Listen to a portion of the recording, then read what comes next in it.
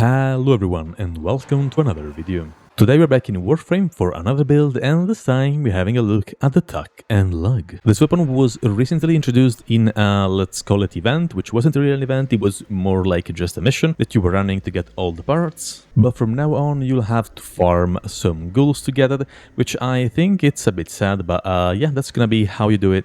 And it's sad because this weapon is so much fun to use. And that's because this is not your usual sword and shield, it's a bit different, and I'll just show you because it's just easier. Alright, OBS Lord here. I am sorry for the lower quality, that is just how my OBS usually records, so that's why I usually don't use it. Anyways, I am here because I wanted to showcase my inputs as well, so you can see all the inputs on screen, and I hope this makes it easier to follow and understand how I perform the combo I do, and I think it's fun to do, so that is also why I'm explaining it. But yeah, let's just get straight to the point. You are going to use your heavy attacks, right? And heavy attacks will also throw your shield forward. It does not matter where the camera is looking at. Okay, the shield will always go where your Warframe is looking at. So that means that if your Warframe is turning around, the shield will also move wherever you're looking at with your Warframe. So let's say I do this, right? The shield performance attacks in those exact spots where I'm looking at. It does. Again, no matter where the camera is looking at, I can just do this by rotating my Warframe, not the camera. It's gonna be completely, I guess, a learning process, because this is the first weapon that does it in Warframe that I know of, because we don't really have that many throwable weapons that do this, and most of them just auto-aim towards stuff, so this is so much fun and so cool to use. And yeah, that's pretty much how you do it. Also, this is not a matter of damage. I'm not doing it for the damage, because if I just stand in a spot and do this against a big enemy, eventually when melee influence triggers, everything is gonna die anyway, right? That we know how melee influence works. It is just that broken. It's more so because we have more hits, and that means more chances to trigger melee influence, and also we can cover a bigger area with our attacks, which I think makes this weapon one of the coolest ones we have in Warframe. And once again, for good measure, this is how you perform the combo. Just check the input on screen, have a look at the gameplay, don't worry too much about it. You are going to learn this, I hope, quite easily. It took me like 2 seconds, and yeah, there we go. That's pretty much it. I'll go back to high quality lord now.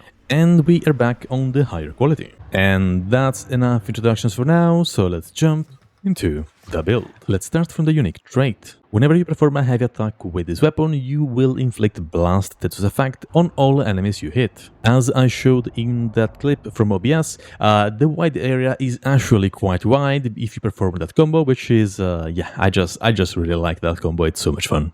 Anyways, moving to the base stats, this weapon has an attack speed of 1, range of 2.5 meters at base, and a Riven disposition of only 1, because this is again a new weapon, so sadly Rivens are gonna be quite bad. I just don't recommend using them for now. Just wait a couple of months and they might become usable. Moving on, this weapon has a crit chance of 21% and a crit multiplier of only 1.9x, and that is a bit sad because it's lower than usual, but it doesn't matter. This weapon is still pretty good because it has a status chance of 31%. It also deals mostly slash damage for a total of 197. And the heavy attack deals 591 damage and hits 4 times. And this is the build I'm using on this weapon. You can use any stance you like, it does not really matter because we are only gonna spam heavy attacks, so it's just here for the additional capacity. Prime Reach for more range, Killing Blow for more melee damage on heavy attacks and heavy attack wind-up speed, Sacrificial Steel and Sacrificial Pressure for a lot of crit chance and also a lot of melee damage. This is important because we want the most amount of crit chance we can, this way we gain access to orange critical hits, Amalgam Organ Shatter for more crit damage and heavy attack wind-up speed, Galvanized Reflex for more heavy attack efficiency and on melee kill more initial combo. This is important if you just wanna spam heavy attacks, because you won't have to worry about building combo or having to deal with Tenokai, but of course if you want to play that way, you can absolutely do that. You can just replace this mod with attack speed and also equip, I guess, either Dreamer's Wrath or Discipline Merit. Then we have Voltic Strike for electricity and status chance, and Galvanized Elementalist for more status damage and on melee kill more status chance. And of course, the arcane I'm using is going to be melee influence because we want to make use of that massive blast damage we get from the unique trait, and we do that by triggering melee influence and subsequently spreading all those statuses to all the enemies within 20 meters. And that's pretty much the whole build, so let's now see it in action. I already showed you how it performs, but I guess it was lower quality, so let's just do that again. Alright, so we have here our 20 corrupted heavy gunners level 225 with steel path modifiers, so very tanky enemies, very hard to deal with. Not really, it just is a matter of triggering melee influence, and then this blast will do the rest. It does the job for you. Melee influence is just so insanely strong that I am sure DE is aware of it and will eventually do some stuff about it, but for now let's just enjoy it as long as we can. One more additional info about the weapon is that if you build more range, and I mean that's why I have more range, it also increases the radius of the, let's say, the throw itself. Because you're actually throwing your weapon, so the more range you have on it, the more things you can hit, and the bigger the OA will be on the thrown shield. So yeah, that's why we're using it. And of course, we can also perform the fancy combo of rotating around and hitting all the enemies and all the fun stuff. I just like this weapon. It's so unique, and good job, D. Good job, you made an actual fun melee after a while.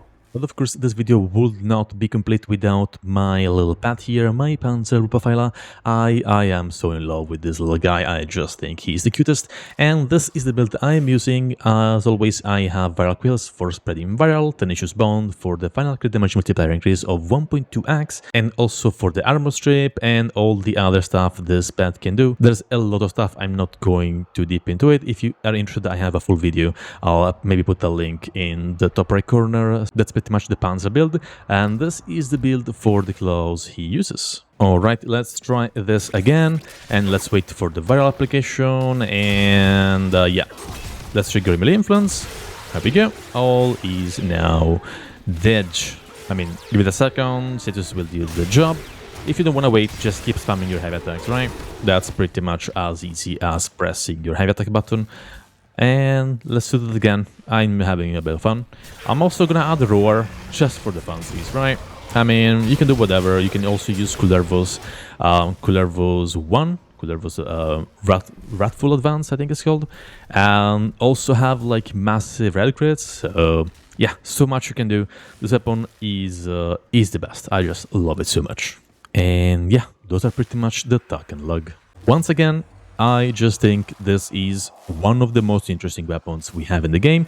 I really hope you can get, well, the whole set, all the parts, because it's gonna be a grind now. I hope he makes it more accessible, because if it's just from killing enemies or just completing missions, it might become a bit hard to get. But yeah, I think it's going to be worth it. Anyways, I'll now leave you guys to the showcase where I test this build for 5 minutes in a Grenier Steel Path Survival, so you can see how it performs in a more realistic scenario. If you enjoyed the video, remember to leave a like, and if you like my content, consider subscribing. I wish you a beautiful rest of the day, and bye-bye. But I can get away so easy.